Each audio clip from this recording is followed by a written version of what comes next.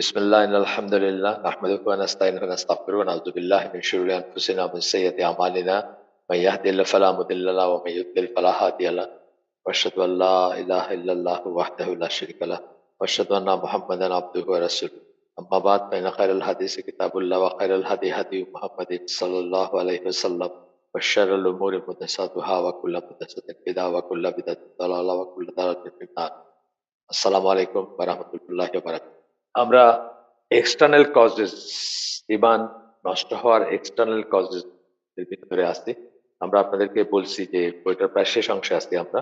ঈমান কমে যাওয়ার বা নষ্ট হওয়ার বা গ্র্যাজুয়ালি কমে যাওয়ার সেন্সটাও আছে, বা একদম টোটালি নাই হয়ে যাওয়ারও আছে ব্যাপারটা। যদি কমতে থাকে একসময় নাই হয়ে যেতে পারে। সেটার কারণগুলোর ভিতরে আমরা ইন্টারনাল কারণগুলো শেষ করছি। এক্সটার্নাল কারণ ৩ টা আছে।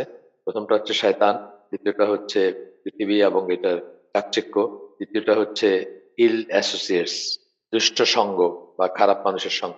আমরা শয়তানের এটা শুরু করছিলাম, আমরা যেখানে শেষ করছি তারপর থেকে পড়বো। এখানে ইবনুল জাওজির একটা এটা বোধহয় গতদিন পড়ছিলাম, তো এটা আবার একটু ওভারল্যাপ হবে। এটা পড়ে তারপর আমরা শুরু করি। ইবনুল জাওজি বলতেছেন তালবিস ইবলিস একটা বই থেকে, গতদিন বলছিলাম আপনাদের।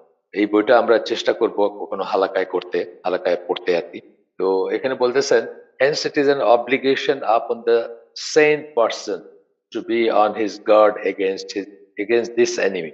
যে কোনো সুস্থ মস্তিষ্কের মানুষ, তার জন্য ওয়াজিব, অব্লিগেশন, অবশ্য করণীয় হচ্ছে যে এই শত্রুর বিরুদ্ধে সে নিজেকে পাহারা দিবে বা বিরুদ্ধে সে নিজেকে রক্ষা করবে, বা এই শত্রুর থেকে সে নিজেকে রক্ষা করবে। who has manifested his enmity since the time of Adam.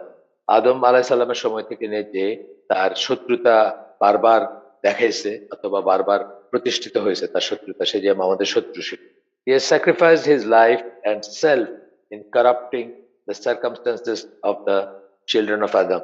মানে তার সমস্ত জীবন, তার বলতে শয়তানের সমস্ত ব্রত বা সমস্ত চেষ্টা হচ্ছে কিভাবে আদম সন্তানকে নষ্ট করা যায়, কারাপ্ট করা যায়, দূষিত করা যায়, দুষ্ট বানানো যায়। and Allah has ordered one to be cautious of him, এবং আল্লাহ আমাদেরকে তার ব্যাপারে সাবধান হইতে বলছে। এরপরে ইবনুল জাওজি আরো বেশ কিছু আয়াত টেক্সট বলছেন এখানে, মানে আয়াত বা সূত্র রেফারেন্স ইউজ করেন। তারপরে বলেন, the like of this in the Quran is abundant. কোরআনে বহু জায়গায় এই সম্বন্ধে বলা হয়েছে। এইটুক পর্যন্ত আমরা গতদিন পড়ছিলাম। তারপরে আবু মোহাম্মদ আল মাকদিসি says, মাকদিসি সাধারণত যখন ইউজ করেন, এটা মানে প্যালেস্টাইনিয়ানরা ইউজ করেন এই ইটা, এই এই লকবটা বা এই উপাধিটা। খ্রিস্টানরাও করেন, খ্রিস্টানরা করেন, এই আমি দেখছি খ্রিস্টানরা করেন, যারা প্যালেস্টাইনিয়ান খ্রিস্টান তারাও এটা ইউজ করেন। তো উনি তার একটা বই, সেটার শুরুতে বলেন, ইন্ট্রোডাকশনে বলেন, এটা ইংরেজিতে লেখা। আমি যেটা পড়তে যেটা বুঝতেছি, জাম আল ওয়াসওয়াস বইটার নাম, ইংরেজিতে যদিও লেখা। আমি TH কে জাম পড়লাম, আমি শিওর না যে এটাই কিনা উচ্চারণ, শুধু ইংরেজিতে আছে, এখানে আরবিতে নাই। তো বলতেছে যে আল্লাহ has indeed made shaitan an enemy to man. He sits in wait against him along the straight path. আল্লাহ শয়তানকে মানুষের শত্রু হিসাবে সৃষ্টি করছেন অথবা তাকে শত্রু হইতে দিচ্ছেন, এই সেন্সটা আসে। এবং সে মানুষের জন্য সরল পথ জুড়ে, অর্থাৎ সরল পথ যেটা, সেটা যখন মানুষ চলবে তখন তার জন্য সে বসে থাকে কিভাবে সেখান থেকে তাকে বিচ্যুত করবে। Comes to him from every direction and way, এবং যত দিক থেকে আসা সম্ভব সে আসে তার কাছে। যত দিক বলতে ডান বা সামনে পিছে এগুলা উল্লেখ করা হয়েছে, শুধু উপরটা বাদ দেওয়া হয়েছে। এটা আমার একটা রিয়েলাইজেশন। আমি মনে করতাম যে সব দিক বলতে উপরটা কিন্তু নাই, বর্ণনা সামনে পিছে ডান পা কথাগুলো আছে। As Allah has related from him that he said, কোরআনে আল্লাহ তার ভাষ্য, শয়তানের ভাষ্য বা শয়তানের কণ্ঠে বা তার কথাগুলা উদ্ধৃত করছেন আল্লাহ। Surely I will sit in wait against them. এটা হচ্ছে সূরা আরাফ 16-17 নম্বর আয়াত। Surely I will sit in wait against them on your straight path. এই সিরাতুল মুস্তাকিমের উপরে বা এটার পাশে বা এটা রাস্তায় আমি তাদের জন্য উৎপেতে থাকবো। Then I will come to them from before them and behind them. সামনে থেকে এবং পিছন থেকে আসবো তাদের কাছে। From their right and from their left. ডান পাশ থেকে এবং বাঁ পাশ থেকে। And you will not find most of them as being grateful ones. ব্র্যাকেটে, they will not be dutiful to you. শয়তান বলতেছে তাদের অধিকাংশকে আপনি পাবেন না, আপনার প্রতি কৃতজ্ঞ পাবেন না, বা আপনার প্রতি কর্তব্যপরায়ণ পাবেন না। অর্থাৎ আপনি যা করতে বলছেন সেগুলো তারা করবেন। ইট ইজ ট্রু, আমরা দুনিয়ার দিকে তাকাইলেই বুঝি, অথবা সেই হাদিসটার কথা চিন্তা করলে বুঝি যেখানে আল্লাহ বলছেন যে আদম আলাইহিস সালামকে বলা হবে আদম সন্তানদের ভিতর থেকে জান্নাতি জাহান্নামী, মানে জিসটা আমি বলতেছি, জান্নাতি জাহান্নামী সেপারেট করতে। তখন উনি জিজ্ঞেস করবেন আল্লাহকে যে কতজনের থেকে কতজন? তখন আল্লাহ বলবেন যে প্রতি 1000 থেকে একজন জান্নাতি আরকি আলাদা করতে। তো এটা থেকে আমরা বুঝি যে অধিকাংশ, অর্থাৎ যে কথাটা বলছে এটা মোরালেস ট্রু, যে অধিকাংশকেই আমরা আল্লাহকে বলতেছে সে যে তাদেরকে আপনি আপনার প্রতি কৃতজ্ঞ পাবেন না, অকৃতজ্ঞ পাবেন, অথবা বিউটিফুল পাবেন। তারা যে কর্তব্য তাদের, বা যে আপনার যে হক সেটা আদায় করবে না, সোজা কথা। আচ্ছা, এরপরে আল্লাহ আমাদেরকে সাবধান করে দেন, শয়তান সম্বন্ধে সাবধান করে দেন, আমাদের এই শত্রু সম্বন্ধে সাবধান করে দেন। এই আয়াতটা হচ্ছে সূরা এটা হচ্ছে সূরা আরাফেরই ২৭ নম্বর আয়াত। যেখানে আল্লাহ বলতেছেন, ও না, তার আগে একটা আয়াত আছে। সূরা ইউসুফের ৫ নম্বর আয়াত। "Verily shaitan is to man an open enemy, আদুম Mubin". কথাটা হয়তো আপনাদের পরিচিত লাগবে। শয়তান হচ্ছে মানুষের জন্য স্পষ্ট শত্রু, অথবা ওপেন এনিমি। মুবিন কথাটা স্পষ্ট সেন্সে ব্যবহার করা হয় কোরআনে। অ্যাপারেন্ট বা ভিজিবল এই সেন্সে। এরপরের আয়াতটা হচ্ছে সূরা আরাফের ২৭ নম্বর আয়াত। এটা বলতে চাইছিলাম একটু আগে। "ও চিলড্রেন অফ আদম", আল্লাহ আমাদেরকে বানি আদম বলে সম্বোধন করতেছেন সবাইকে। "ডু নট লেট শয়তান ডিসিভ ইউ", শয়তানকে তোমাদেরকে ধোঁকা দিতে দিও না। অর্থাৎ শয়তান আমাদেরকে যে ধোঁকা দিবে সে ব্যাপারে আমাদের সাবধান হতে বলতেছেন আল্লাহ। "As when he brought your parents out of paradise", তোমাদের পিতা-মাতাকে যেভাবে সে জান্নাত থেকে বহিষ্কৃত করছে, বহিষ্কৃত করার কাজ মানে বহিষ্কৃত করার কারণ হইছে সে, সেভাবে তোমাদেরকেও ধোঁকা দিতে দিও না। অর্থাৎ মনে করায় দিচ্ছেন আদম হাওয়াকে সে কিভাবে ধোঁকা দিছিল সেই প্রাইমোর্ডিয়াল টাইমের গল্প, বা আল্লাহ যেটা অনেক জায়গাতেই বলছেন কোরআন। তো এখনো আমাদের ওই যে আলোচনাটা চলতেছে, আবু মোহাম্মদ আল মাকদিসি তার আলোচনাটাই চলতেছে। তারপরে উনি বলেন, "Allah informed us of what he did with our parents as a way of cautioning us from obeying him", আমাদের পিতা-মাতা অর্থাৎ আদি পিতা এবং আদি মাতা তাদের সাথে সে কি করছে সেটা মনে করায় দিয়ে আল্লাহ আমাদেরকে সাবধান করে দিচ্ছেন। তাকে তার অনুসরণ করার থেকে, বা তার কথা শোনার থেকে, বা তার আনুগত্য করার ব্যাপারে সাবধান করে দিচ্ছেন। করার বিরুদ্ধে সাবধান করে দিচ্ছেন। And also to cut short any excuse for having followed him, এবং আমাদের যেন কোনো অজুহাত না থাকে তাকে যে শয়তানের পদাঙ্ক অনুসরণ করি আমরা বা করব, সেটার ব্যাপারে যেন কোনো অজুহাত না থাকে। কারণ আল্লাহ আমাদেরকে বারবার ব্যাপারগুলো বুঝাই দিচ্ছেন এবং তার সম্বন্ধে সাবধান করে দিচ্ছেন এবং উদাহরণ দিয়ে বুঝাই দিচ্ছেন। And Allah commanded us to follow the straight path, এবং আল্লাহ আমাদেরকে সিরাতুল মুস্তাকিম বা সরল পথ অনুসরণ করার ব্যাপারে আদেশ করেন। এইখানে শেষ ওনার এইটা। এই যে যে লেখকের কথা বললাম, আবু মোহাম্মদ আল মাকদিসি, তার উদ্ধৃতিটা এখানে শেষ। এরপরে বলতেছেন যে শয়তান যেহেতু আমাদের আমাদের চিরন্তন শত্রু, সে আমাদের বিশ্বাসগুলোকে কারাপ্ট করার চেষ্টা করবে। কেন বিশ্বাসের কথা আগে বলতেছেন? আমি আগেই বলছি যে মানুষ জান্নাতি এবং জাহান্নামী হবে মূলত বিশ্বাসের জন্য। ভুল বিশ্বাসের জন্য, ভুল আকীদার জন্য, ভুল মানে মানুষ যে একটা ভুল কাজ করে তার শুরুটা হয় কোত্থেকে? ভুল বিশ্বাস থেকে শুরু হয়। তাই না? যে মানুষটা বিশ্বাস করে যে কোনো একটা মানুষ তাকে মানে তাবিজ দিয়ে বা কোনো ফু দিয়ে সন্তান দিতে পারবে, তখন সে এটা তার বিশ্বাস হয় ১ম এ। অন্তরে বিশ্বাস জন্মায় বা বিশ্বাস প্রতিষ্ঠিত হয় অন্তরে। তারপর সে কাজটা করে। সে লোকের কাছে যায় গিয়া বলে, "বাবা আমার এত বছর ছেলে-মেয়ে হয় না। আমাকে একটু তদবির করেন।" তখন সেই বাবা কিছু একটা দেয়। তো তাবিজ হোক, অন্য কিছু হোক। ডিম পড়া দেয়, ঢাকায় একজন আছে। সায়েদাবাদী হুজুর সম্ভবত। ডিম গড়ে দেয়, সেটা খাইতে হয় বা কিছু এই ধরনের কোনো তদবির দেয়। তো বলতেছে যে তার ডিজায়ার মানে শয়তানের desire to corrupt the beliefs. Corrupt belief মানে আপনি যদি ঠিকমতো বিশ্বাসটাকে যদি করাপ্ট করতে পারেন, নষ্ট করতে পারেন, তাহলে তো আপনি জাহান্নামী। একটা আমি আগের দিন বলছি না যে তার একটা এবং একটা যদি লক্ষ্য এবং উদ্দেশ্য বলা হয় তার গোটা জীবনের, সেটা হচ্ছে আদম এবং তার সন্তানদেরকে সে জাহান্নামী বানাবে। আদম সন্তানদেরকে জাহান্নামী বানাবে। জাহান্নামে কি করবে? তার শত্রু সেইজন্য। তাদের জন্যই সে যেহেতু চিরজাহান্নামী সেইজন্য। আর মানুষের জীবনের একটা এবং একটা লক্ষ্য যদি থাকে তাইলে যেকোনো মূল্যে জান্নাতে যাওয়া হবে তার লক্ষ্য। যাই হোক। তো যখন বিশ্বাস করতে পারবে বা করার চেষ্টা করবে, এতে তার উদ্দেশ্য, তাইলে কি হবে? তার ঈমান আইদার মানে নষ্ট হয়ে যাবে, পুরাপুরি নাই হয়ে যাবে, অথবা কারাপ্টেড হয়ে যাবে।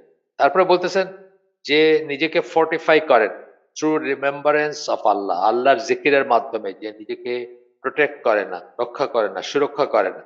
Restoring back to Allah and seeking refuge with him, আল্লাহর কাছে ফিরে যাওয়া, তওবা করা এবং তার কাছেই আশ্রয় প্রার্থনা করা।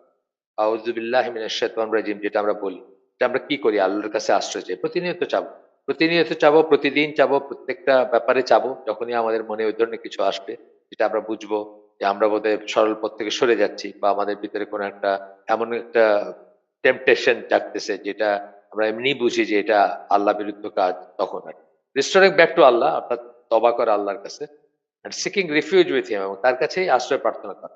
এইসব যদি আমরা না করি, এসব তো আমাদের করণীয় নিজেকে রক্ষা করার জন্য, যদি না করি আমরা, তাহলে কি হবে? যে করবে না সে will become a breeding ground for shaitan who will lure him to actions of disobedience. তখন একটা চারণভূমি হয়ে যাবে তার, সে নিজের শয়তানের জন্য। শয়তান প্রতিনিয়ত তার কাছে আসবে, তাকে পরামর্শ দেবে, তাকে মানে তার কাছে এক্সেস থাকবে, এবং তাকে কি করবে? আল্লাহর অনানুগত্য, আল্লাহর সাথে বিদ্রোহ করা বা আল্লাহর এগেনস্টে বিদ্রোহ করা, এই ব্যাপারে তাকে লিওর কথাটার ভিতরে ফুসলানো একটা সেন্স আছে। মানে আপনি আদারওয়াইজ করতেন না কাজটা, কিন্তু আপনাকে যখন কেউ প্রলোভন দেখায় বা কোনো একটা টেম্পটেশন থেকে একটা কিছুতে নিয়ে যায়, সেই কথাটাকে আমরা লিওর বলি। আর entice him to perpetrate prohibited matters and push him to embark upon lewd sins, আপনাকে অশ্লীলতার দিকে নিয়ে যাবে। এটা কিন্তু একটা একটা মানে বড় দরজা শয়তানের, মানে জাহান্নামের দরজা যদি বলেন ওই সেন্সে। শয়তান যে দরজা দেখায় আপনাকে, সেটা হচ্ছে অশ্লীলতারই। অশ্লীলতা জিনিসগুলোর প্রতি ধরেন একটা একটা ন্যাচারাল টান ফিল করতে পারে মানুষ, বিকজ অফ মানুষের বেস ইনস্টিংক্ট। যখন মানুষ সুস্থ বিবেক সম্পন্ন হয়, তখন সে অশ্লীলতা জিনিসগুলোকে খুব তাড়াতাড়ি রিকগনাইজ করতে পারে এবং সেগুলোকে অ্যাভয়েড করতে পারে, বা সেগুলোকে সে অপছন্দ করে। কিন্তু স্বাভাবিকভাবে আমরা যারা পরিশুদ্ধ না, যারা জাস্ট অর্ডিনারি হিউম্যান বিং, যারা দিন সম্বন্ধে কিছু জানে না, যাদের চরিত্রের উৎকর্ষতা নাই, তারা কি হবে? তাদের কাছে ওই জিনিসগুলো অ্যাট্রাকটিভ লাগবে। নাচ, গান, সিনেমা, টিভি, পর্নোগ্রাফি, মানে এই লাইনের যত কিছু আছে সবকিছুই কিন্তু মানে একই লাইনের জিনিস। সবকিছুতে একই জিনিস অ্যাচিভ করতে চায় শয়তান। কোনটা হয়তো একদম আর কোনটা হয়তো খুব গ্র্যাজুয়ালি আপনাকে একদিকে নিয়ে যাচ্ছে। যেমন ধরেন কবিতা পড়া। কবিতা পড়া তো একটা সুকুমার বৃত্তি, বা মানে কি বলবো, সুকুমার অনুভূতি বলতে পারেন আপনি। বা কবিতা পড়া একটা সফিস্টিকেটেড জিনিস, সাধারণত দেখা হয় না। তো ঠিক আছে, কবিতা পড়লেন, কবিতা পড়তে শুরু করলেন বা কবিতা আবৃত্তি করতে শুরু করলেন। তারপরে সেখানে প্রেমের কবিতা আসলো।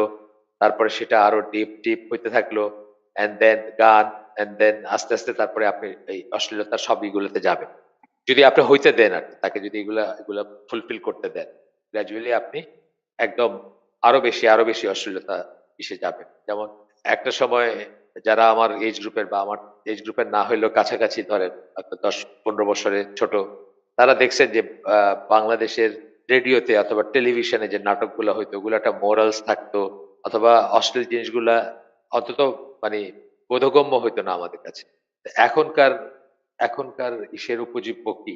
নাটকের, সিনেমার উপজীব্য কি? ইভেন বাংলাদেশী, আমি তো ওই যে মানে অনেক সময় হয় না যে একটা জিনিস আপনি হঠাৎ চোখে পড়লো, কোনো একটা খবর পড়তে গিয়ে, কোনো একটা খবর খুঁজতে গিয়ে এরকম দেখলাম যে বাংলাদেশী নাটকের মানে ক্যাপশন দেওয়া আছে যে টিচারকে মেয়ে টিচারকে ছেলে ছাত্র প্রেম নিবেদন করতেছে। মানে এই পর্যায়ে আসছে।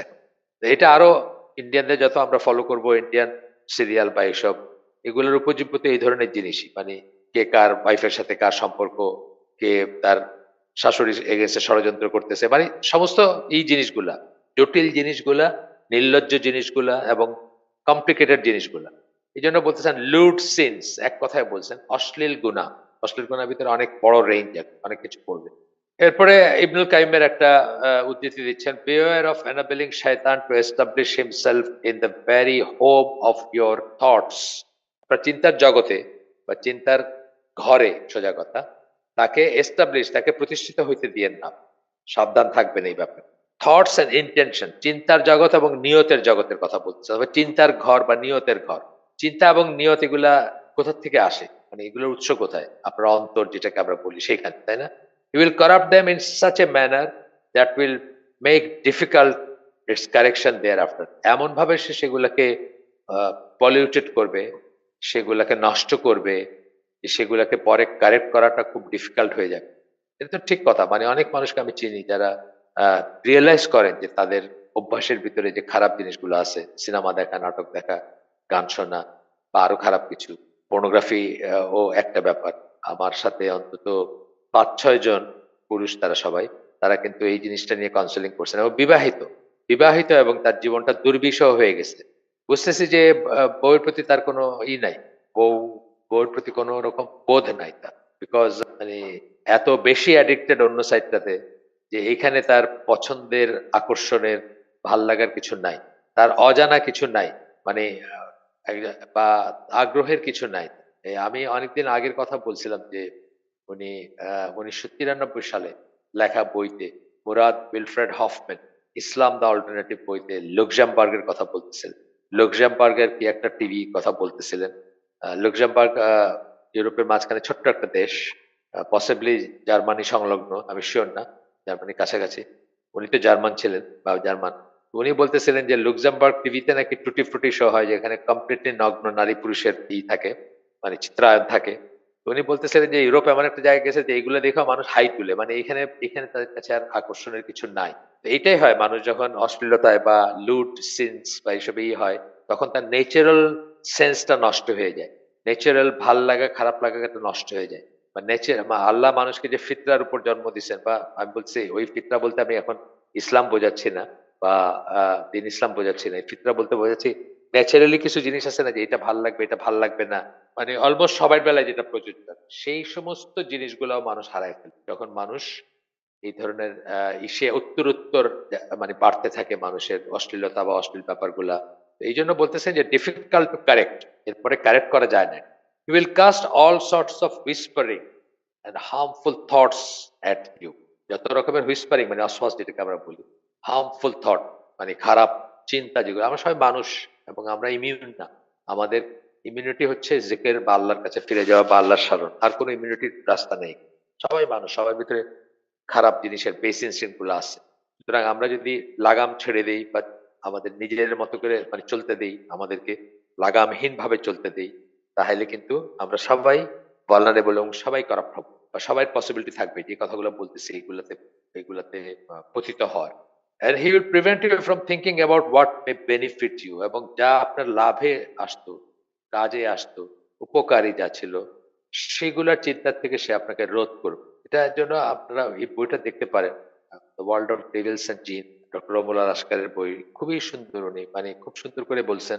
বইটা পাওয়া যেত বাংলাদেশে, আমার মনে হয় এখনো পাওয়া যায়, মানে ইন্ডিয়ান প্রিন্টটা পাওয়া যেত আগে। এই পার্টিকুলার বইটা জামাল জারাবুজও ট্রান্সলেট করছেন। আর যে অমরুল আসকারের যে আকিদা সিরিজ, যে ৮টা বই, সেখানে তো তাদের আইআইপিএইচ এর ট্রান্সলেট করাটা আছে। তো এটা পড়ে দেখতে পারেন, খুবই ইন্টারেস্টিং। শয়তানের ইগুলা আর কি, জিন বা শয়তান, শায়াতিন যাদেরকে আল্লাহ বলছেন, যারা বিদ্রোহী বা অবিশ্বাসী জিন, তারা কি করে মানুষের উপর কাজ করে, সেই জিনিসগুলো খুব সুন্দর করে আছে এখানে। তো বলতেছে কি যে যা কিছু আপনাকে আপনার বেনিফিট আনতো, সেই ধরনের চিন্তা থেকে আপনাকে সে করে, মানে প্রিভেন্ট করে। যেমন ধরেন অনেক খেলাধুলা আছে, অনেক খেলাধুলা, ধরেন কথার কথা স্ক্রাবল। আমি তো ইন্টারনেটে স্ক্রাবল খেলি, ওয়ান্স ইন এ ওয়াইল খেলি। তো আমি এটা আসিফ আল হাকিমকে জিজ্ঞেস করছি, যখন আমার মনে হয়েছিল যে এটা খেলা ঠিক হবে কিনা। আসিফ আল হাকিম কতগুলো কন্ডিশন বলছেন, সেই কন্ডিশন মেনেই আমি খেলি। তো ঠিক আছে, একটা গেম খেললেন, ৫ মিনিটের গেম খেললে দুইজনের ৫ মিনিট করে থাকে, আপনার এগেনস্টে যে খেলতেছে, তো ১০ মিনিট সময় যায়। একটা খেললেন ২৪ ঘন্টা, আচ্ছা ১০ মিনিট সময় আপনি নিজেকে একটু রিফ্রেশ করলেন, এই এন্টারটেনমেন্ট উনি বলছেন যে দরকার আছে, মানুষের এন্টারটেনমেন্টের দরকার আছে, করলেন। কিন্তু আপনি যদি ২৪ ঘন্টার ভিতর 18 আওয়ার্স স্ক্রাবল খেলেন, আছে না অনেক মানুষ আছে কি, যে কোনো কিছুতেই কিন্তু মানুষের অ্যাডিকশন হতে পারে। আপনি 18 আওয়ার্স খেলেন, তাহলে কি এটা আপনার ইসে থাকলো, মানে এটাকে মানে নির্ভেজাল অথবা নিষ্পাপ এন্টারটেনমেন্ট থাকলো না। এটা আপনাকে সকল ভালো কাজ করার থেকে, আল্লাহর ইবাদত থেকে, চিন্তা ভাবনা করার মানে আল্লাহ যে সমস্ত চিন্তা ভাবনা করতে বলছেন, আল্লাহর জিকির থেকে, আপনার মানে সবকিছু থেকে এটা আপনাকে রহিত করবে, সেই পথটা বন্ধ করে দিবে। এই কথাটাই বলতেছেন এখানে, যে আপনাকে চিন্তা করতে দিবে না। Prevent you from thinking about what may benefit you, আপনার কোনটা, আপনার জন্য কোনটা বেনিফিশিয়াল, সেটা থেকে আপনাকে বাধা দিবে। আপনাকে যদিও নেক্সট সুরতে ধোকা দিবে। প্রথমে আপনি স্ক্যাবেল করছেন, মুফতি কাউকে জিজ্ঞেস করছেন, উনি বলছেন যে হ্যাঁ, মানুষের এন্টারটেনমেন্ট দরকার আছে এবং এটা রিলেটিভলি নিষ্পাপ এন্টারটেনমেন্ট। আপনি যদি নিয়ন্ত্রিত খেলতে পারেন, এতে কোনো সমস্যা নাই। ওয়ার্ড মেকিং গেম, আর কিছু না। কিন্তু আপনি আপনি ইন্ডালজড মানে আপনি হয়ে গেলেন, নেশাগ্রস্ত হয়ে গেলেন, অ্যাডিক্টেড হয়ে গেলেন। এবং এমন অ্যাডিকশন হইলো আপনার যে আপনি এখন ধরেন 18 ঘন্টা জেগে থাকেন, ধরেন 17 ঘন্টা স্ক্র্যাবল খেলেন। আছে না মানুষ এরকম আছে কিন্তু। স্ক্র্যাবল বলে না আরো অন্যান্য খেলা আছে। দাবা যারা খেলে তারা অথবা এই ধরনের আরো অনেক খেলা আছে। অথবা ফিজিক্যাল খেলাই বললাম। ফিজিক্যাল খেলা তো আমরা অ্যাপ্রিশিয়েট করি। ফিজিক্যাল খেলা তো ভালো। জাস্ট ফিজিক্যাল ফিটনেস এর জন্য যদি খেলেন, ফুটবল খেললেন বা জিমন্যাস্টিক বা আরো কিছু একটা ব্যায়াম করলেন, সবই ঠিক আছে। কিন্তু আপনার যদি এইটাই অ্যাডিকশন হয়ে যায় যে আপনি যতক্ষণ জেগে থাকেন আপনি একটা ফুটবল নিয়ে থাকেন, তাহলে তো জিনিসটা আপনাকে সকল ভালো চিন্তা ভাবনা, ইবাদত থেকে বিরত রাখবে। And it is you who have aided him against yourself by empowering him over your heart and thoughts. এবং আপনাকে বুঝতে হবে যে আপনিই তাকে, তার কোনো ক্ষমতা ছিল না আপনাকে করার। আপনিই তাকে আপনার অন্তর এবং আপনার চিন্তার উপরে আধিপত্য বিস্তার করতে দিছেন। And he then placed you in the possession of such thoughts. এবং তারপরে আপনাকে আপনার মনে সেই আপনার চিন্তা এবং আপনার অন্তরের উপরে আপনি তাকে আধিপত্য করার দিছেন। তারপরে সে আপনার মনে নানা রকমের খারাপ, অশ্লীল চিন্তাভাবনা বা পরিকল্পনা ইত্যাদি আপনার মনের ভিতরে সে সাজেস্ট করে বা এইসবকে সে আপনার মনে স্থান দেয়। তো এইটুকু ছিল ইবনুল কাইমের থেকে উদ্ধৃতি। এই অংশটুকু আপনার আল ফাওয়াইদ নামে তার যে বই আছে সেখান থেকে ৩০৯ পৃষ্ঠা লিখে দিয়েছেন এখানে। যাই হোক, আমি অনেক সময় ডিটেলস ইগুলা বলি না।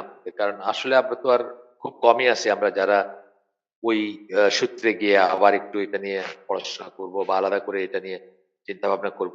এত আমরা অনেক সময় করি না। সেজন্য আমি অনেক সময় আপনাদেরকে এই রেফারেন্স গুলা সব ওইভাবে ওয়ার্ড ফর ওয়ার্ড দেই না।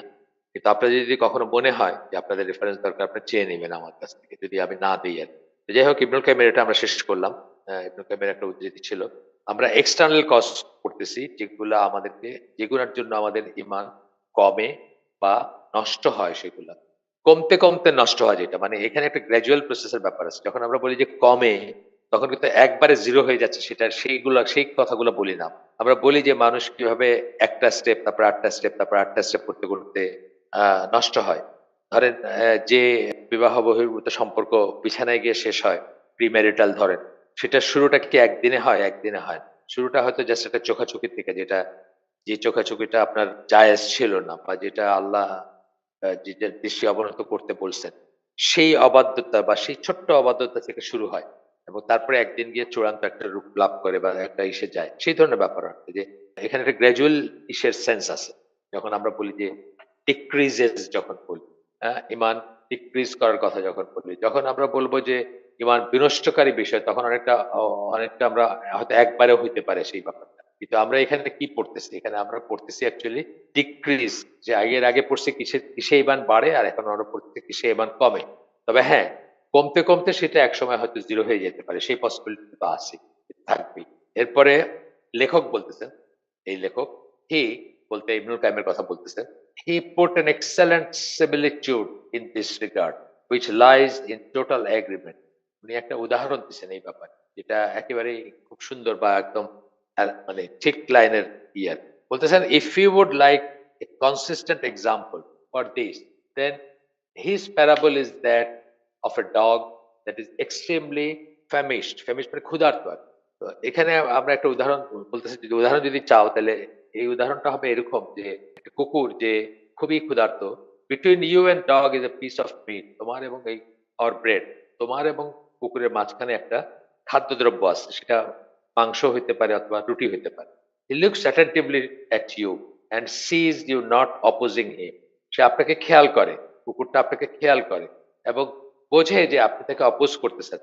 মানে আপনি তাকে তাড়ায় দিচ্ছেন না বা আপনি তার বিরুদ্ধে, মানে তার সাথে তার প্রতি হোস্টাইল না, খেয়াল করে সে। And he is so close to you, মানে সে আস্তে, আস্তে আপনার কাছে আসছে কিন্তু আপনি তাকে তাড়াচ্ছেন না বা আপনাকে কোনো বৈরীভাবাপন্ন আচরণ করতেছেন না তার সাথে। You drive him away and yell out at him and yet the dog refuses. তখন একটা সময় হবে যখন আপনার চিৎকার তাকে কোনো হবে না। আপনি তাকে তাড়াইতে যাচ্ছেন সেটাও সে আর মানবে না। কারণ সে অলরেডি লাইভ পেয়ে গেছে। সে বুঝছে যে আপনি প্রাথমিকভাবে যদি আপনি তাকে তাড়ায় দিতেন বা তাকে চিৎকার মানে শাউট করতেন, খেদায় দেওয়া যেটাকে আমরা বলি, সেটা আপনি করেন। সে আসছে, আপনি কিছু বলেন নাই, গ্রাজুয়ালি আস্তে আস্তে আস্তে আস্তে একদম আপনার কাছে চলে আসছে। এখন আপনার চিৎকার বা আপনার ধমক তার সে আর পাত্তা দেন না। তার কোনো কাজে আসে না। মানে তার উপর কাজ করেন না। Yet the dog refuses but to hover round you in circle and try to deceive you with regard to what you possess in your hand. এবং সে তখন চেষ্টা করে যে আপনার হাত থেকে যদি যেই খাদ্যদ্রব্য বা যা আছে সেটা কেড়ে নিতে বা নিয়ে নিতে চেষ্টা করে। আপনাকে কোনোমতে ফাঁকি দিয়ে সেটা নিয়ে নেওয়ার চেষ্টা করে। এবং সে আর ভয় পায় না। এটাই একজন আরেকজন ইউরোপে থাকেন মুসলমান, আ মানে আরব অরিজিনাল বোধহয়। উনি বলতেছিলেন যে এই আমাদের মনে যে আ নানা রকমের জাগে, মানে নানা রকম প্রশ্ন জাগে অনেক সময়। বা আ দিনের অনেক কিছু নিয়ে আমাদের মনে একটা খটকা লাগে যে এটা এরকম বা এটা এরকম। বলতেছিলেন যে এগুলা হচ্ছে শয়তানের অসওয়াস। এবং প্রশ্ন আসলো মনে, সেটা আপনি করে দিলেন। আপনি আপনি জ্ঞানবশত বা আপনি যে ব্যাপারে আপনার প্রশ্ন আসছে মনে, সেটা আপনি জেনে নিয়ে আপনার সেই প্রশ্নটা দূরীভূত করলেন। এই পর্যন্ত ঠিক আছে। তো উনি উদাহরণ দিচ্ছিলেন যে কেউ আপনার বারান্দায় এসে আপনার জানালায় নক করতেছে। আপনি জানালায় দিয়ে দেখলেন সে কে এবং তার জন্য আর দরজা খুললেন। এই পর্যন্ত ঠিক আছে। কিন্তু আপনি যদি তাকে দেখেও দরজাটা খুলে দেন তাহলে সে ঘরে এসে আপনার সোফায় বসলো বা আপনার ঘরে আসন নিল। এইটা হচ্ছে ভয়ংকর জিনিস। সন্দেহ সম্বন্ধে বলতে গিয়ে উনি বলতেছিলেন যে যখন এইসব ওয়াসওয়াসগুলো শয়তান করবে আমরা সাথে সাথে সেটাকে দূরীভূত করলাম বা এটাকে মনে আসন নিতে দিলাম না বা অন্তরে আসন নিতে দিলাম না। আমরা সাথে সাথে জ্ঞান আল্লাহর কাছেও সাহায্য চাইলাম এবং জ্ঞানের ভিত্তিতে সেটাকে দূরীভূত করলাম। এই ধরনের জিনিস কিন্তু আমাদের ভিতর হইতে পারে। এই পর্যন্ত ঠিক আছে। কিন্তু যখন আপনি তাকে দরজা খুলে দিলেন এবং তাকে বসতে দিলেন ঘরের ভিতরে, অর্থাৎ সন্দেহটাকে মনের ভিতরে স্থায়ী হইতে দিলেন, পার্ট অফ আপনার আকীদা বিশ্বাস হয়ে গেল। এইখানে কিন্তু আপনার ঈমান নষ্ট হয়ে গেল। এইটা বলতেছিলেন, খুব সুন্দর করে বলছেন উনি আরকি যে সেটা যেন আমরা না দেই, ঢুকতে না দিই। ধরেন আমি আমার সম্বন্ধে বলছি আপনাদের যে এই যে কোরআনের একটা আয়াত আছে, সূরা মারিয়ামের আয়াত, যেখানে তিনি যখন ঈসা আলাইহিস সালামকে নিয়ে লোকালয়ে আসেন তখন তাকে বলে তার লোকজন বলতে থাকে যে, "হে হারুনের বোন, তোমাকে তো আমরা এরকম ভাবি নাই।" এরকম আরকি, জিসটা এরকম আরকি। আমার সারমর্ম আমার এক্সাক্ট ওয়ার্ডিং মনে নাই। তো এইটা যখন আমি ১ম পড়ি, বহু বছর আগের কথা বলছি। তখন আমার ভিতরে খটকা লাগছে এবং আমার কাছে মনে হয়েছে যে না, এটা তো জানতে হবে, মানে আল্লাহর কালাম তো ভুল হইতে পারে না বা আল্লাহরই তো, খ্রিস্টানরা কি বলে এটা নিয়ে? কোন খ্রিস্টান এটা পড়ার পরে বা এটা আশেপাশে কোন খ্রিস্টান পড়ছিলাম আমি। আমার ঠিক মনে পড়ে না। খুব সম্ভব কোন একটা খ্রিস্টান সোর্স এর কোন বইতে এটা প্রশ্ন করা হইছে বা এটাকে করা হইছে। তারা করে, এটা নিয়ে প্রশ্ন করে। অনেক জায়গাতেই করে। অনেক জায়গাতেই তারা দেখবেন এটা তাদের একটা টুল। তারা বলে যে মোহাম্মদ সাঃ জানতেন না। মানে হিস্ট্রি জানতেন না। মুসা আলাহিসাল্লাম এবং ঈসা আলাহিসাল্লামের ভিতর যে কয়েকশ বছরের ব্যবধান আছে এটা জানতেন না। সুতরাং উনি ভুল করে বলছেন যে মারিয়াম হচ্ছেন হারুনের এবং মুসার বোন। এটা কিন্তু তখন রাসূলের জীবনেই রাসূলকে প্রশ্ন করছেন সাহাবীরা গেছিলেন, কোন খ্রিস্টান তাদেরকে প্রশ্ন করছে। তো রাসূল সেটার উত্তর দিয়েছেন। এখনো উত্তর সেইটা। যে সেমেটিক যে ইগুলা, মানে এই মিডল ইস্টার্ন যে ইগুলা আছে, যে জনগোষ্ঠী আছে, তারা তাদের যেকোনো পূর্বপুরুষ, যে প্রমিনেন্ট পূর্বপুরুষকে তাদের সাথে রিলেট করে বলে। যেমন ধরেন রাসূল সাল্লাল্লাহু আলাইহি ওয়াসাল্লাম একজন পূর্বপুরুষ ছিলেন আদনান নাম। এইজন্য কিন্তু রাসূল সাল্লাল্লাহু আলাইহি ওয়াসাল্লামকে আদনানি ডাকা হয়। আপনারা শুনবেন কোন নাসির বা কিছুতে আছে এই কথাটা। ইয়া আদনানি এভাবে ডাকা হয় তাকে। মানে আদনানের বংশধর বা আদনান এর সাথে জুড়ে দিয়ে তার নামটা বা তাকে জুড়ে দেওয়া হয়। এটা একটা ট্র্যাডিশন। এটা আমাদের বাংলাদেশেও আছে। তো এই যে আমার মনে খটকা লাগছে, কিন্তু আমি এটাকে সন্দেহটাকে স্থায়ী হইতে দেই নাই। আমি করছি আমার শ্বশুরকে নিয়ে মৌলানা মহিউদ্দিনের কাছে গেছি। পরদিন, যেদিন আমার মনে এই খটকাটা লাগছে। তো সেখানে যাওয়ার পরে উনি এক্সপ্লেইন করছেন। উনার এক্সপ্লেনেশনটাও আমার খুব মনোপুত হয় নাই। কিন্তু আমি এটা সার্চ করছি এবং আলহামদুলিল্লাহ পরে খুব সুন্দর একটা পাইছি মোহাম্মদ আসাদের বইতে। এই ঠিক একই আয়াতের ব্যাপারে বলছেন যে এটা খ্রিস্টানরা উদ্দেশ্য প্রণোদিতভাবে করে থাকে। কারণ বাইবেলে উনি করছেন যে জাস্ট ইসের কাজিন, মানে মারিয়াম আলাইহিস সালাম তার কাজিন, তাকে কিন্তু তারা ওই ইসের সাথে, তাদের সাথে মানে ওই মুসা এবং হারুন তাদের সাথে সম্পৃক্ত করছে। একইভাবে তাকে অ্যাড্রেস করছে। তো বলতেছেন যে সেটা তারা কিন্তু বলে না বা সেটা তারা লুকায়। অথচ মুসলিমদেরকে অ্যাটাক করে তারা এটা দিয়ে। কারণ যাদের জ্ঞান নাই তারা এখানে, আমার যেমন জ্ঞান ছিল না, সেরকম যাদের জ্ঞান নাই তাদেরকে তারা স্বীকার করতে চেষ্টা করে, তাদের ভিতরে সন্দেহ ঢুকাইতে চেষ্টা করে।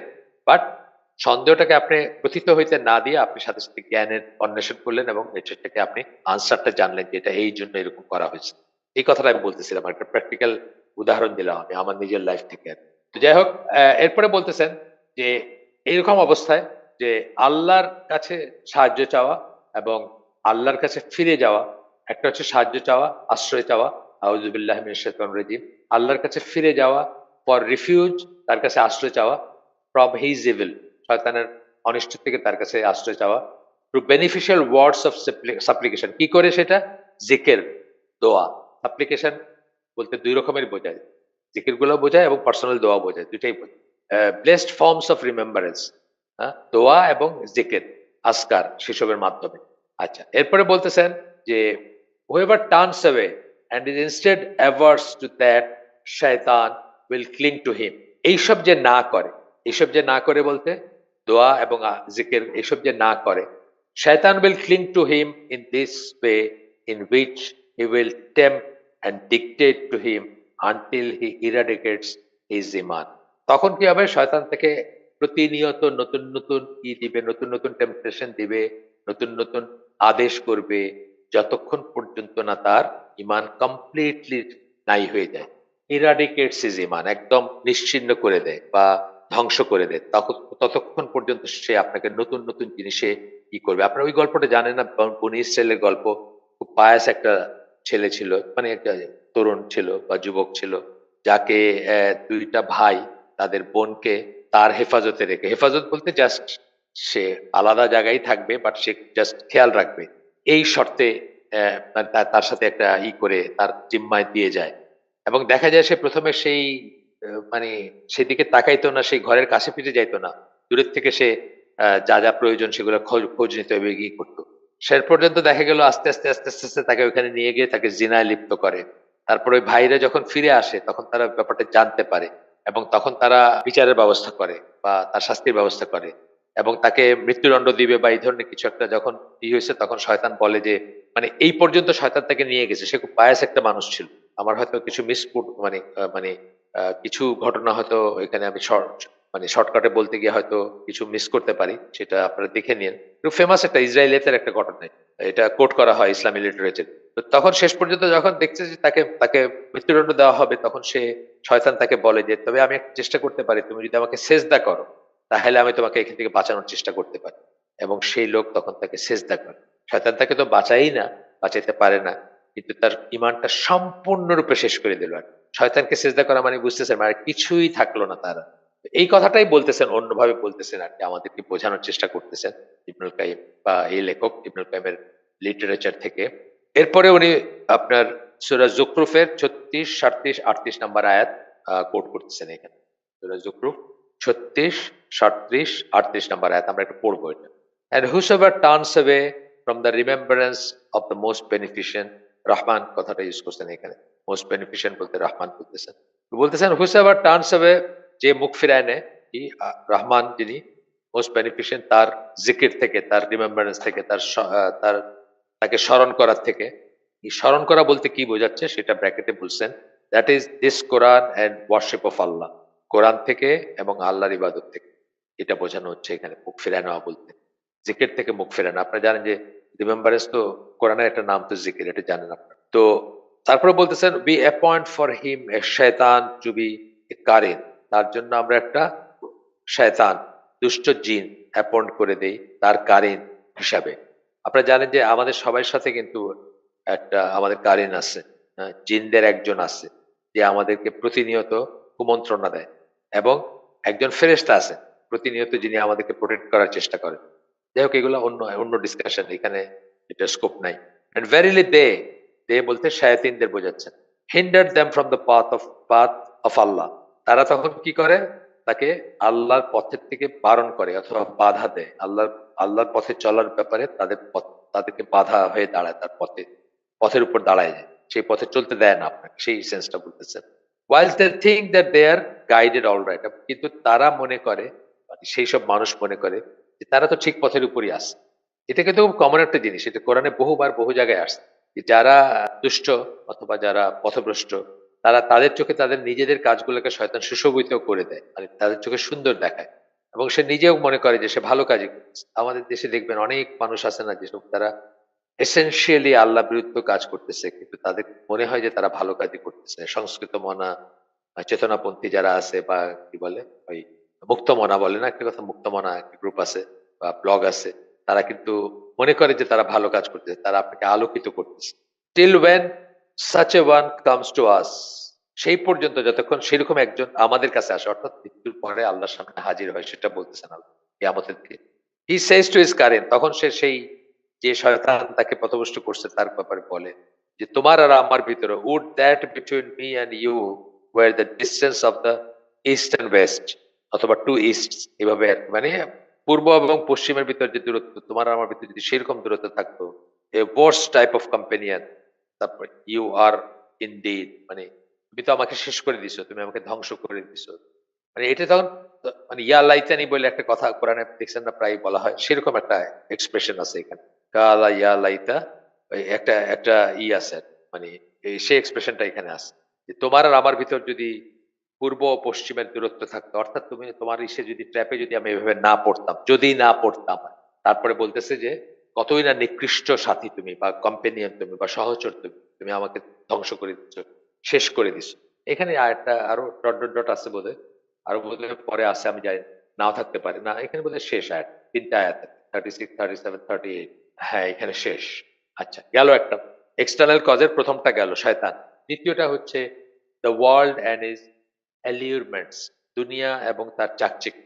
দুনিয়াকে নানাভাবে কি করছেন, একটা এইসব এইসব রাইটাররাই বা এদের কথাতে আসছে যে দুনিয়াটাকে সেলফ একটা প্রস্টিটিউটের সাথে তুলনা করছেন, যে খুব সুন্দর, তাকে দেখলে মনে হয় যে একদম মানে ফেরেশতার মতো বা ই, কিন্তু যখন মানুষ তার কাছে নিজেকে সমর্পণ করে তখন সে রিয়েলাইজ করতে শুরু করে যে সে তো আসলে মানে অসুস্থ এবং অপবিত্র এবং নোংরা একটা সেইভাবে আর সেভাবে অনেকে তুলনা করছে। যাই হোক সেটা অন্য কথা। আমি ভুলে গেছি কে, হাসান বাসরি বা এই ধরনের কেউ, আমি শিওর না। এইভাবে তুলনা করছেন দুনিয়াটাকে আর কি। দুনিয়ার প্রতি মোহ, দুনিয়ার প্রতি সেটা যে কত ডিসিভিং, সেটা যে একটা নষ্ট করে দেয়, ধ্বংস করে দেয়, সেই সেন্স গুলো আছে। যাই হোক, তো এখানে বলতেছেন যে এটা হচ্ছে দ্বিতীয় এক্সটার্নাল ফ্যাক্টর যেটা আমাদেরকে আমাদের ইমান কমায় দেয়। এখানে বলতেছেন যে একটা জিনিস খেয়াল করতে হবে যে আমরা যদি ট্রানজিয়েন্ট থিংস, যেগুলা চলে যাচ্ছে, ট্রানজিয়েন্ট কথাটার ভিতরে টেম্পোরারি, চলে যাচ্ছে, প্রবাহমান, থাকতেছে না, স্থায়ী না, ক্ষণস্থায়ী, যেটা সেটা সেই কথাটা আসে। Transient thing of this temporary world, এটার ভিতরে যদি আমরা আমরা মত্ত হয়ে যাই বা এটার ভিতরে ব্যস্ত হয়ে যাই বা এটার ভিতরে ইন্ডালজড হয়ে যাই বা এটার ভিতরে এনগ্রোসড হয়ে যাই, তাইলে বলতেছেন occupy once time with it, এবং এইটাই আপনার সব সময় নিয়ে গেল এই দুনিয়াবি জিনিসগুলা, we devoted to seeking and to race after its pleasures। আমরা কি করলাম, আমরা যদি এই দুনিয়ার প্লেজার গুলা, সুখানুভূতি গুলার পিছনে দৌড়াই, race after its pleasures, temptations and seductions, যে টেম্পটেশন গুলো আছে, যে প্ররোচনা গুলো আছে, সিডাকশনস যে আমাদেরকে করার, যেগুলা প্ররোচিত করার বা টেম্পটেড করার যে ব্যাপারগুলো আছে, সেগুলোর পিছনে যদি আমরা যাই, তাহলে কি হবে, আমাদের ইমান কমে যাবে এবং দুর্বলতা দেখা যাবে। One of the causes of decrease and weakness of iman বলে এই কথাগুলো বললেন। এরপরে বলতেছেন যে যখন দুনিয়ার মানে দুনিয়ার চাওয়া, দুনিয়া চাওয়া অথবা দুনিয়ার জিনিসগুলো চাওয়ার ব্যাপারে আপনার প্রবল আকাঙ্ক্ষা দেখা দেয়, and his heart becomes attached to it, এবং আপনার অন্তরটা সেটার সাথে লেগে থাকে, his obedience will weaken and his iman will decrease according, তার আনুগত্য আল্লাহর প্রতি সেটা দুর্বল হবে এবং তার ইমান কমতে থাকবে। কতটুকু সে সেটার দিকে দৌড়াচ্ছে তার উপর, তার সাথে প্রপোর্শনাল, এই সেন্সটা আসছে এখানে। এখানে ইবনুল কাইমের একটা উদ্ধৃতি আসতেছে, the extent of the servants desire of the world and his pleasure with it, কতটুকু সে এই দুনিয়া চাচ্ছে এবং কতটুকু এই প্লেজার গুলো চাচ্ছে সে, determines his slackness towards obedience of Allah and seeking the hereafter. যত বেশি সে এটা চাবে, তত বেশি সে আল্লাহর ইবাদতে ঢিলাঢালা হয়ে যাবে, আল্লাহর আনুগত্যে ঢিলাঢালা হবে, এবং সিকিং দ্য হিয়ার আফটার, এবং আখেরাতের ব্যাপারগুলোতে সে ঢিলাঢালা হয়ে যাবে। আপনাদের কারো কারোর সাথে আমি তো একটা হালাকা করছি, এই যে মৃত্যু সংক্রান্ত একটা হালাকা আছে। তো এখানে বলতেছিলেন যে যারা সঠিক রাস্তার উপর আছেন, যারা আল্লাহর অনুগত বান্দা, তারা যখন তাদের যখন মৃত্যুর সময় আসে, প্রথমত তারা একটা সুন্দর মৃত্যুর জন্য আল্লাহর কাছে দোয়া করে, এবং তাদের যখন মৃত্যুর সময় আসে তখন তারা খুব ইজিলি, ওরা মানে এটা কোরআনে হাদিসে বর্ণনাও আসছে যে তাদের প্রাণটা বের হয়, তারা রেজিস্ট করেন না, তারা আল্লাহর কাছে যাওয়াকে রেজিস্ট করেন, বরং তারা আশা রাখেন। আল্লাহ এবং আখিরাতে আশা রাখে, একটা কথা আছে না, তারা আশা রাখেন, এবং তাদের প্রাণটা বের হয় কিরকম, মশকের ভিতর থেকে পানি যেভাবে ফ্লো আউট করে সেভাবে তাদের প্রাণটা বের হয়ে যায়, এবং ফেরেশতারা তাদেরকে ওয়েলকাম করেন, এবং তারা আশা আশা করেন তাদের প্রভুর সাথে তাদের দেখা হবে, কারণ সেখানে তাদের জন্য রিওয়ার্ড আছে। তো তাদের কথা বলছেন যে তাদের ব্যাপারটা অনেকটা এরকম যে কেউ কোনো একটা ট্রাভেল করতে গেছিল কোথাও, সে বাড়ি ফিরতেছে। দেখবেন আমরা যখন কোনো কোথাও ট্রাভেল করি, হয়তো খুব আনন্দ বা নিয়ে কোথাও বেড়াইতে গেছি, বান্দরবন গেছি ধরেন কথার কথা, কিন্তু ফেরার সময়টা কিন্তু আমাদের খুব ভালো লাগে যে আমরা বাড়িতে ফিরে যাচ্ছি। বাড়ির যে সাকিনা, বাড়ির যে প্রশান্তি, সেটার কথা আমাদের মনে হয়, এবং আমাদের খুব ভাল লাগে যে আমরা ফাইনালি হোম, সুইট হোম, এই কথাটা আসে না, বলি আমরা অনেক সময়। তো বলছেন যে যারা যারা আখেরাতে আল্লাহ এবং আখিরাতে বিশ্বাস রাখে, সেই অনুযায়ী জীবনযাপন করছে, তাদের যখন মৃত্যু হয় তখন তাদের ফিলিংটা এরকম হয় যে তারা বাড়ি ফিরে যাচ্ছে বা বাড়ি ফিরে আসতেছে, এরকম একটা ফিলিং হয়। ফেরেশতারা তাদেরকে এনশিওর করে যে তোমাদের ভয় নাই, তোমাদের চিন্তার কারণ নাই, এইখানে আমরা তোমাদের ছিলাম, আউলিয়া ছিলাম, আমরা তোমাদের সাথে থাকবো, বা ইত্যাদি ইত্যাদি। কিন্তু যখন কোনো দুষ্ট আত্মা, বা যে এই দুনিয়াতেই তার সবকিছু ইনভেস্ট করছে, তাকে যখন তার প্রাণ নিতে যখন মৃত্যু ফেরেশতারা আসেন, তখন সে রানওয়ে স্লেভের মতো বিহেভ করে। রানওয়ে স্লেভ মানে আগের দিনের কথা আসতেছে যে যখন কোন কৃতদাস পালায় যেত, তার মনিবের কাছ থেকে পালায় গেছে সে। তো তখন কি হইতো, এটা খবর দেওয়া হইতো যে আমার কৃতদাস চলে গেছে, বা দেখো তো খুঁজে পাও নাকি ভাই। তো তাকে হয়তো কেউ ধরলো কোথাও, হয়তো 2-5 মাইল দূরে চলে গেছে, সে ওইখান থেকে ধরে নিয়ে আসতেছে। তখন তারকে টেনে হিসেবে নিয়ে আসে, সে তো আসতে চায় না, কারণ সে এন্টিসিপেট করে যে আশা মানেই তো তার পানিশমেন্ট হবে, তাকে সে কেন ভাগছিল এই সমস্ত প্রশ্ন করা হবে, বা এই সমস্ত কিসের সম্মুখীন হইতে হবে তাকে, সে আসতে চায় না। তো এইভাবে দুষ্ট আত্মা যে পৃথিবীতেই সবকিছু ইনভেস্ট করছে, এই দুনিয়ার মোহের ভিতরেই তার জীবনটা ঢেলে দিছে, তার তো আখেরাতে তার জন্য কিছু নাই। সেই জন্য সে রানওয়ে স্লেভের মতো বিহেভ করে, তখন তাকে টেনে হিচড়ে নিয়ে আসতে হয়। সেটার বর্ণনা আসছে যে তার প্রাণটা যখন বের হয়ে আসবে তখন ছিঁড়ে বেড়ে আসবে আরকি। মানে অন্তরটাকে একদম, বা ভিতরটাকে তার একদম ছিন্ন বিচ্ছিন্ন করে বের হয়ে আসবে, এবং তার সেই রুহ থেকে গন্ধ বেরোবে, দুর্গন্ধ বেরোবে। কেউ সেটাকে হাতে নিতে চাবে না। সেটাকে আগুনের উলেন ক্লথ টাইপের, আগুনের একটা একটা কাপড়, উলের কাপড়, কিন্তু সেটা আগুন দিয়ে বানানো। সেটা দিয়ে তাকে সেই গন্ধযুক্ত রুহটাকে নেওয়া হবে, এবং কেউ সেটাকে হাতে রাখতে চাবেন না ফেরেশতারা। মানে তাড়াতাড়ি সেটাকে ডিসপোজ করার চেষ্টা করবে। এই ২ টা মানে বর্ণনা আসছে, আপনারা পড়ছেন হয়তো, এটা ফেমাসই, আমরা ওই মৃত্যুর ইসে পড়ছিলাম। একই ব্যাপার। যখন আমরা দুনিয়াতে খুব বেশি ইন্ডালজ হব, তখন আখিরাতের আশাও করব না, আখিরাতের জন্য কিছু করবও না, এবং আখিরাত নিয়ে আমাদের বরং উল্টাটাই হবে। আমরা দুনিয়া ছেড়ে যাইতে চাবো না। আপনি দেখবেন অনেক বড় লোকগুলো দেখবেন মিলিয়নস, বিলিয়নস খরচ করে কিভাবে একটু বেশি বেঁচে থাকবে, তাই না? এই বাংলাদেশেও এখন এটা শুরু হয়েছে। এখান থেকে প্লেন পুরা চার্টার করে চলে যাচ্ছে সিঙ্গাপুরে। লক্ষ কোটি টাকা, কোটি কোটি টাকা খরচ করে শেষ পর্যন্ত মৃতদেহ আবার আসতেছে। এরকম হয়, হচ্ছে। আচ্ছা। এখানে এসে আপনার কোরআনের আয়াত করতেছেন, কোট করতেছেন। আপনার একটু বড়, দেখি আমি কোনটা। সূরা হাদিদ ৫৭ নাম্বার সূরা ২০ নাম্বার আয়াত। বড় আয়াতটা পড়ি আমরা। Know that the life of this world is only play and amusement, pomp and mutual boasting among you, and rivalry in respect to wealth and children. এই দুনিয়ার জীবনটা হচ্ছে খেলার মতো। খেলা, আমরা আমরা গতদিনও বোধহয় বললাম আপনাদের, বা আগে বলছি যে আমরা যখন দেখি যে বাচ্চারা আপনার বালু দিয়ে, বালুর ভিতরে ঘর বানাইছে, সেখানে রান্নাবাড়ি হচ্ছে, সেখানে খাওয়া-দাওয়া হচ্ছে। আমরা দূর থেকে দেখে হাসি যে কি মিনিংলেস কিসের সময় কাটায় দিচ্ছে তারা। সিমিলারলি আল্লাহর বা আখিরাতের পয়েন্ট অফ ভিউ থেকে তো আমাদের দুনিয়ার লাইফটাকে ঠিক এরকমই একটা ব্যাপার করতেছে। অনলি প্লে অ্যান্ড অ্যামিউজমেন্ট, খেলাধুলা এবং একটা ফুর্তি, পম্প অ্যান্ড মিউচুয়াল বোস্টিং, এবং আ ফুটানি বা ঐশ্বর্যের বড়াই, মিউচুয়াল বোস্টিং, নিজে একে অপরের উপর মানে করা, অহংকার করা বা শো অফ করা, and rivalry with respect to wealth and children.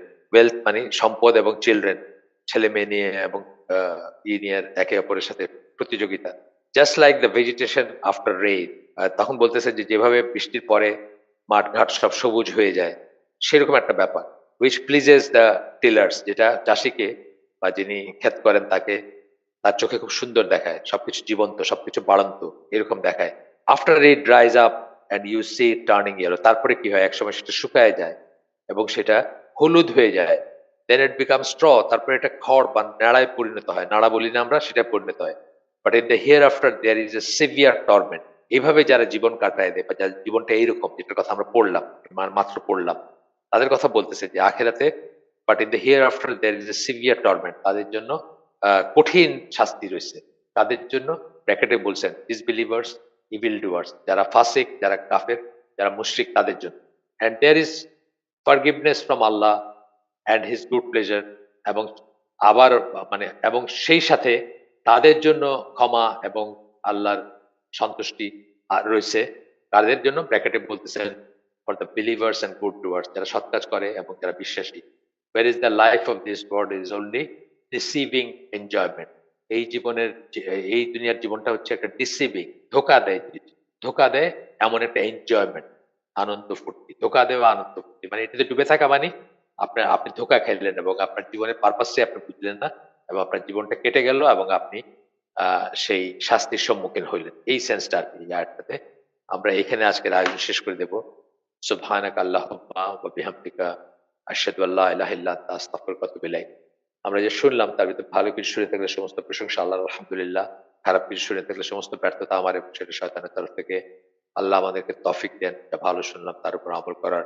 আসসালামু আলাইকুম ওয়া রাহমাতুল্লাহি ওয়া বারাকাতুহু।